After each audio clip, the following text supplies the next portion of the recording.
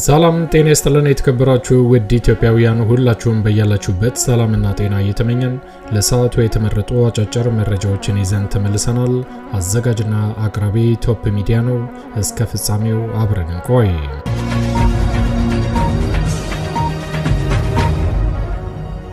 ክቡራን አድማጮች እንደተለመደው ይሄ መረጃ ለፍትህ፣ ለዲሞክራሲ፣ ለእኩልነት ለሚታገሉ ንጹሃን ወገኖቻችን በአጠቃላይ ድምጽ ለመሆን ስለሚረዳ ወዳጆቼ ላይክ በማድረግ እንድትጀምሩ ስል በትህትና ለማስታወስ እወዳለሁ።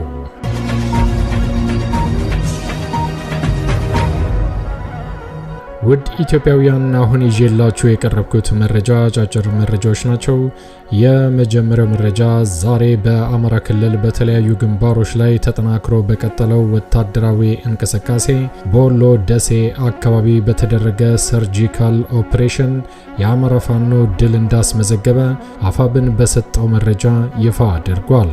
በዚህ በደሴ አካባቢ በተወሰደው ጠንካራና ድንገተኛ እርምጃ የደሴ ከፍተኛ ባለስልጣናት እንደተደናገጡ በወጣው መረጃ አረጋግጧል። ይህንን በተመለከተ የምታዳምጡት ይዘናል። በሌላ መረጃ ደግሞ ዛሬም አብይ አህመድና ብርሃኑ ጁላ አዳዲስ የጦር መሳሪያ እያስታጠቁ የሚያስገቡት የመከላከያ ሰራዊት የሚደመሰሰው እየተደመሰሰ እድለኛው እጁን እየሰጠ በተጨማሪም እየከዳ ወደ ፋኖ የሚቀላቀለው ቁጥር በከፍተኛ ሁኔታ እንደጨመረ የአማራ ፋኖ ብሔራዊ ንቅናቄ ይፋ አድርጓል። ይህንን በተመለከተም የምታዳምጡት ይዘናል። በሌላ መረጃ ደግሞ በወታደራዊ እንቅስቃሴ በከፍተኛ ሁኔታ እየተመታ የሚያሰማራው ወታደር እየተደመሰሰ ያስታጠቀውን የጦር መሳሪያ ለፋኖ እያስረከቡ የተቸገረው የአብይ አህመድ አገዛዝ ንጹሃንን ያነጣጠረ ጥቃት መፈጸሙን ዛሬም አጠናክሮ ቀጥሎበታል ሲል አፋብን በሰጠው መረጃ ይፋ አድርጓል። ይህንን በተመለከተም የምታዳምጡት ይዘናል።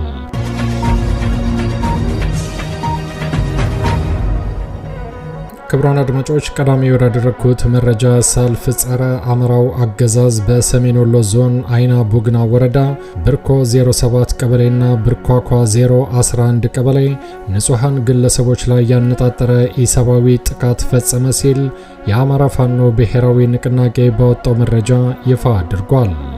በተመሳሳይ በዚህ አካባቢ በቀጠለው ጠንካራ ውጊያ የአማራ ፋኖ ብሔራዊ ንቅናቄ በሚወስደው ጠንካራ እርምጃ ድል ማስመዝገቡ ተጠናክሮ ቀጥሏል ሲል ባወጣው መረጃ አረጋግጧል። የአማራ ፋኖ ብሔራዊ ንቅናቄ ወሎ ቤተ አምሐራ ሚኒሊክ እዝ 303ኛ ኮር 19ኛ ክፍለ ጦር በምትንቀሳቀስበት ብርኮ 07 ቀበሌ ነፃ ነው የሚል የተወዛገበ መረጃ ከራሱ የአገዛዙ ሚሊሻዎች የደረሰው የአብይ አህመድ ዙፋን አስጠባቂ መከላከያ ሰራዊት መነሻውን ከአይና ቡግና ወረዳ በማድረግ የሐሰት ምርጫ ካርድ ለመስጠትና የተለመደውን የውሸት ፕሮፓጋንዳ ለህዝቡ ለመንዛት በማሰብ የተሰጠውን ተልዕኮ በአማራ የቁርጥ ቀን ልጆች በከበረ መስዋዕትነትና ጥበብ በተሞላበት ጠንካራ እርምጃ ሙሉ ለሙሉ እንዲከሽፍ ተደርጓል ብሏል። በዚህ አካባቢ ቀድመው መረጃውን ያጠናከሩት የፋኖ አናብስቶቻችን ሀገር አማን ብሎ እየተተለተለ የመጣውን የብርሃኑ ጁላ ጦር ሰራዊት ባላሰበውና ባልጠበቀው መንገድ በወሰዱበት ድንገተኛ የደፈጣ እርምጃ ሰብአዊና ቁሳዊ ኪሳራ እንዲደርስበት ተደርጓል ሲል አፋብን በሰጠው መረጃ ይፋ አድርጓል። በዚህ ጠንካራ በተባለው አውደ ውጊያ 7 የጠላት ኃይል ሲደመሰስ 11 ቁስለኞችንም በአምቡላንስ ወደ አይና ቡግና ከተማ ይዞ ፈርጥቷል ሲል የአማራ ፋኖ ብሔራዊ ንቅናቄ በሰጠው መረጃ አረጋግጧል። በዚህ ጠንካራና መብረቃዊ ጥቃት የተበሳጨው የብርሃኑ ጁላ በርካታ ግትልትል ወታደር የተሳሳተ መረጃ አድርሰውኛል በሚል የራሱን ተላላኪ አንድ ሚሊሻ ሲረሽን ብርኳኳ 011 ቀበሌ አልጋዞ ጎጥ አካባቢ እህል ለማስፈጨት ወፍጮ ቤት እየሄዱ የነበሩ ንጹሃን ግለሰቦች ወገኖቻችን ላይ ጭምር የጭካኔ በትሩን አሳርፎባቸዋል ሲል ከቦታው የደረሰውን መረጃ ይፋ አድርጓል። የ14 ዓመት ህፃን ወንድሙ ያረጋል የተባለ ግለሰብ በግፍ የተረሸነ ሲሆን ወጣት አወቀ ፈንቴን ጨምሮ በርካታ ንጹሃን ወገኖቻችንን የፋኖ ደጋፊዎች ናቸው በሚል አካላዊና ስነልቦናዊ ጉዳት እንዳደረሰባቸው የደረሰውን መረጃ አጋርቷል።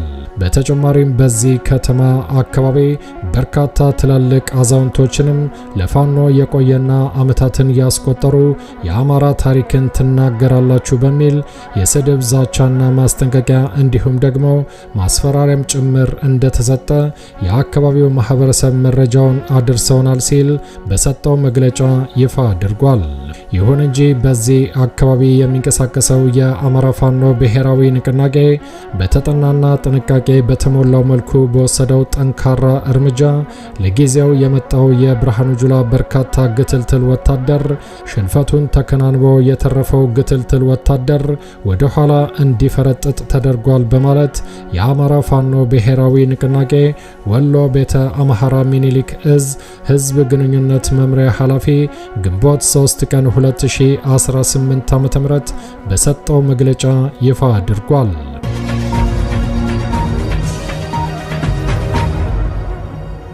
ውድ ኢትዮጵያውያን ወደሚቀጥለው መረጃ ሳልፍ ደግሞ ዛሬ ትብብር ለኢትዮጵያ አንድነት ለኢትዮጵያ በሚል የሚታወቀው የፖለቲካ ፓርቲ አንድ አሰቃቂ ግድያን በተመለከተ መግለጫ ሰጥቷል።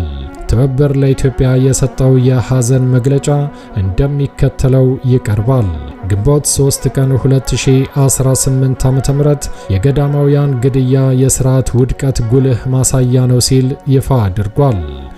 ዛሬ ማለትም ግንቦት 3 ቀን 2018 ዓ.ም ከሰዓት 9 ሰዓት ላይ በአሰቦት ደብረ ወገግ አሰቦት ቅድስት ሥላሴ ገዳም አገልጋይ የሆኑ ቀሲስ ጥላሁን ኃይለ ሚካኤል የተባሉ ካህን ድንገት የገዳሙን አባቶች አነጣጥሮ በተከፈተ የጥይት ሩምታ ተገድለዋል ሲል አረጋግጧል። አሁንም ታጣቂ ኃይሎቹ ከገዳሙ ቅርብ ርቀት ላይ ናቸው የሚሉት እማኞች ዋስትና የለንም፣ ከእግዚአብሔር በታች ብንጮህም የሚሰማን የለም ይላሉ። በዚሁ ገዳም በተደጋጋሚ መነኮሳት በአሰቃቂ ሁኔታ የሚገደሉበት እንደሆነ ይታወቃል ብሏል። ከየካቲት 18 2018 ዓ.ም ወዲህ በገዳሙ አቅራቢያ የሚኖሩ በርካታ ምዕመናን ራሱን ኦነግ ብሎ የሚጠራው ኃይል በከፈተው መጠነ ሰፊ ጥቃት ነዋሪው እግሩ ወዳደረሰው ተፈናቅሎ ግማሹም በገዳሙ ተጠልሎ ይገኛል የሚሉት ሰለባዎቹ ችግሩ በውል ይታወቃል፣ መፍትሄ የሚፈልግ ነው የጠፋው ይላል። መፍትሄ የሚፈልግ ነው የጠፋው በማለትም አቤቱታ መፍትሄ የሚፈልግ ነው የጠፋው ይላሉ ብሏል። ትብብራችን ከዓለም ተነጥለው የሚኖሩ ገዳማውያን ተደጋጋሚ ግድያ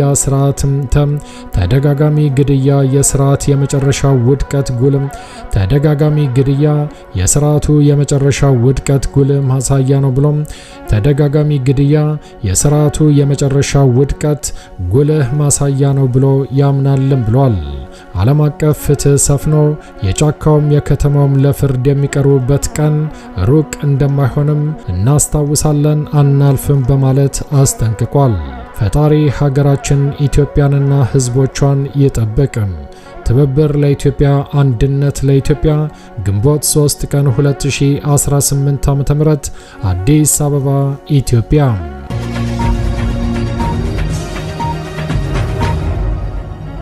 ውድ ኢትዮጵያውያን ወደሚቀጥለው መረጃ ሳልፍ ደግሞ አብይ አህመድና ብርሃኑ ጁላ አዳዲስ የጦር መሳሪያ እያስታጠቁ በለብ እያሰለጠኑ የሚያስገቡት የመከላከያ ሰራዊት በአማራ ፋኖ በሚወሰድበት ጠንካራ እርምጃ የሚደመሰሰው እየተደመሰሰ እድለኛው እጁን እየሰጠ የጦር መሳሪያውን ለፋኖ እያስረከበ በተጨማሪም ስርዓቱን እየከዳ ወደ ፋኖ የሚቀላቀለው ቁጥር ከቀን ወደ ቀን እየጨመረ ነው ሲል የአማራ ፋኖ ብሔራዊ ንቅናቄ ዛሬ ግንቦት 3 ቀን 2018 ዓ.ም የከዱ ወታደሮችን በተመለከተ በሰጠው መረጃ ይፋ አድርጓል። ከጦር ላይ የመከላከያ ማሰልጠኛ ተቋም ለሽምቅ ውጊያ ስልጠና ወደ ብር ሸለቆ ማሰልጠኛ ተቋም የመጡ 8 የመከላከያ ሰራዊት አባላት የአማራ ፋኖ ብሔራዊ ንቅናቄ የ109ኛ ኮር 77ኛ ክፍለ ጦርን በደማቅ ሁኔታ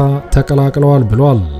አሳምነው አበበ፣ ፈንታሁን እሸቴ፣ ጋሻው ደሴ፣ እንዳልካየን፣ አድማሱ አያን፣ ሙልጌታ ተገኝ፣ ዘውዱ አላዩ፣ እሱ ባለው መልኬ የተባሉ የመከላከያ ሰራዊት አባላት በዛሬው ዕለት የአረመኔው አገዛዝ ስርዓቱን በመጥላት ከአገዛዙ ማሰልጠኛ ካምፕ ወጥተው አፋብን 109ኛ ኮር 77ኛ ክፍለ ጦር 5ኛ ሻለቃን በደማቅ ሁኔታ ተቀላቅለዋል ብሏል። የፋኖ ኃይልን በመቀላቀላቸው ደስተኛ መሆናቸውን የገለጹ ሲሆን ሌሎች አባላትም በተመሳሳይ ሁኔታ የመምጣት ፍላጎት እንዳላቸው አረጋግጠዋል። በተመሳሳይ የአማራ ፋኖ ብሔራዊ ንቅናቄ ሸዋ ጠቅላይ ግዛት እዝ ግንቦት 3 ቀን 2018 ዓ.ም ከ450 በላይ የብሬን ተተኳሽና ከነሙሉ ትጥቃቸው የ104ኛ አየር ወለድ ኮማንዶ አባል አጼ አምደ ጽዮን ኮርን የተቀላቀሉ ሲሆን ከ120 በላይ የክላሽ ጥይትና ከነሙሉ ትጥቁን ይዞ የመጣው የአድማ ብተና ፖሊስ ደግሞ መሐመድ ቢሆነኝ ኮር ጣይቱ ክፍለ ጦር የፋኖ አባላትን ተቀላቅሏል ሲል አባላቶቹም በክፍለ ጦሩ አመራሮች በኩል ደማቅ አቀባበል ተደርጎላቸዋል በማለት በሰጠው ማብራሪያ ይፋ አድርጓል።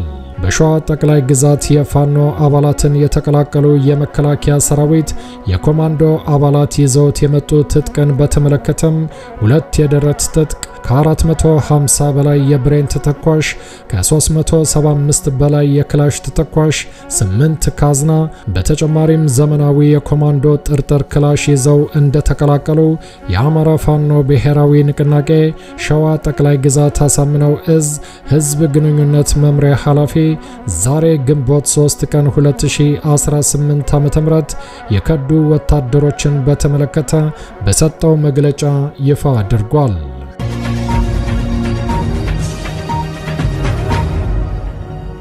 ውድ ኢትዮጵያውያን ወደሚቀጥለው መረጃ ሳልፍ ደግሞ ዛሬ በደሴ አካባቢ በተወሰደ ድንገተኛ የሽምቅና የደፈጣ እርምጃ የአማራ ፋኖ ብሔራዊ ንቅናቄ ድል እንዳስመዘገበ በሰጠው መግለጫ ይፋ አድርጓል።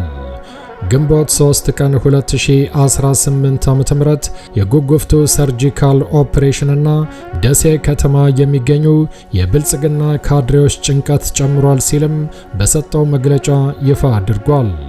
በዚህ ጠንካራና የተጠና ኦፕሬሽን የተደመሰሱ 26 የአገዛዙ ወታደሮችና ወደ ደሴ የተላኩ ቁስለኞች አሉ በማለትም ባወጣው መግለጫ ይፋ አድርጓል። የአማራ ፋኖ ብሔራዊ ንቅናቄ ሚኒሊክ እዝ አርበኞቻችን በደቡብ ወሎ ዞን ስትራቴጂካዊ ቦታ እንደሆነ በሚነገርላት በጉጉፍቱ አካባቢ ልዩ ስሙ ቁልቢ ላይ በሚገኝ የአገዛዙ ወታደራዊ ካምፕ ውስጥ ሰርገው በመግባት ከባድ እርምጃ መውሰዳቸውን የአማራ ፋኖ ብሔራዊ ንቅናቄ በሰጠው ማብራሪያ ይፋ አድርጓል። ይሄ አካባቢ ከደሴ ከተማ በስተ ሰሜን ምዕራብ አቅጣጫ በግምት ከ15 ኪሎ ሜትር ገደማ ርቀት ላይ የሚገኝ ሲሆን ከፍተኛ ቦታ ላይ በመሆኑ ደሴ ውስጥ ላሉ ካድሬዎቻቸው ስትራቴጂካዊ የደህንነት መጠበቂያ ተደርጎ ይቆጠራልም ብለዋል። በወታደራዊ ስልት ረገድ እጅግ ወሳኝ ስፍራ እንደሆነም ይነገርለታል። በአማራ ፋኖ ብሔራዊ ንቅናቄ ሚኒሊክ እዝ የ104ኛ ኮር 25ኛ ክፍለ ጦር ስር ከ2 ሬጅመንት የተውጣጡ አርበኞቻችን ከግንቦት 1 2018 ዓ.ም አመሻሹን ጀምሮ በጉጉፍቱ አካባቢ ቁልቢ ተብሎ በሚጠራው ስፍራ ላይ በነበረው የጠላት ምሽግ ውስጥ ሰርገው በመግባት ጠላትን ድንብርብሩን ያወጣና ያፍረከረከ ጥብቅ እርምጃ በመውሰድም በድል ታጅበው ወደ እናት ክፍለ ጦራቸው ተመልሰዋል ብሏል። በዚህ የፋኖ የረቀቀና የጦር ብልሃት በታየበት ከባድ እርምጃ 10 የሚሊሻና የፖሊስ አባላት ሲገደሉ ከ16 በላይ የሚሆኑት ደግሞ ክፉኛ ቆስለው ለሕክምና ወደ ኩታበር ከተማና ወደ ደሴ ከተማ መወሰዳቸው ተረጋግጧልም ብሏል። ይሄ ጠንካራና በጥንቃቄ የተመራው ኦፕሬሽን ከተከናወነበት ፍጥነትና ጥንካሬ አንጻር የአገዛዙ ወታደሮች የሚመክቱበት ፋታ አጥተው ምሽጉን ጥለው እንደፈረጠጡም የአማራ ፋኖ ብሔራዊ ንቅናቄ አረጋግጠናል ብሏል። በተጨማሪም የብርሃኑ ጁላ ወታደር ተጨማሪ አጋዥ ኃይል ከወደ ወራ ኢሎ በማስመጣትና በከባድ መሳሪያ በመታገዝ ሙትና ቁስለኛውን ሲሰበስብ እንደታየም አመራሩ አረጋግጠናል ሲል ይፋ አድርጓል። በዚህ ቁልፍ አካባቢ በጥቂት የሰው ኃይል እርምጃውን የወሰዱት አርበኞቻችን 4 ክላሽንኮቭ መሳሪያና በርካታ ተተኳሽ እንዲሁም ሌሎች ወታደራዊ ቁሳቁሶችን ማርከው ያለ አንዳች ጉዳት በድል ታጅበው ወደ እናት አህዳቸው ሲቀላቀሉ ደማቅ አቀባበል እንደተደረገላቸው ተረጋግጧል ብሏል። በዚህ የጠላት ካምፕ ላይ አስደንጋጭ ጥቃት መፈጸሙን ተከትሎ ደሴ የሚገኙ ካድሬዎቻቸው በብርሃን ፍጥነት በፋኖ እጅ ልንወድቅ እንችላለን በሚል ከባድ ሽብርና ጭንቀት ውስጥ መግባታቸው ተሰምቷል ሲል የአማራ ፋኖ ብሔራዊ ንቅናቄ በሰጠው ሰበር መረጃ ይፋ አድርጓል። ድል ለአማራ ሕዝብ፣ ድል ለአማራ ፋኖ፣ ህልውናችን በተባበረ ክንዳችን ይከበራል ብሏል። የአማራ ፋኖ ብሔራዊ ንቅናቄ ሚኒሊክ እዝ በሰጠው መግለጫ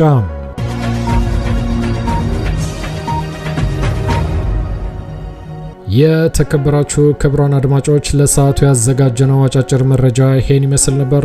እንደወትሮ ለማስታወስ እንወዳለን ለቻናሉ አዲስ ከሆናችሁ ሰብስክራይብ በማድረግ የደወል ምልክቷን በመጫን ፈጣንና ታማኝ መረጃዎችን መከታተል ይችላሉ። አዘጋጅና አቅራቢ ቶፕ ሚዲያ ነበር። በሌሎች አጫጭር መረጃዎች እስከምንገናኝ ቸር ያሰማን። ኢትዮጵያ ለዘላለም ትኖር። ዘረኝነት ይውደም።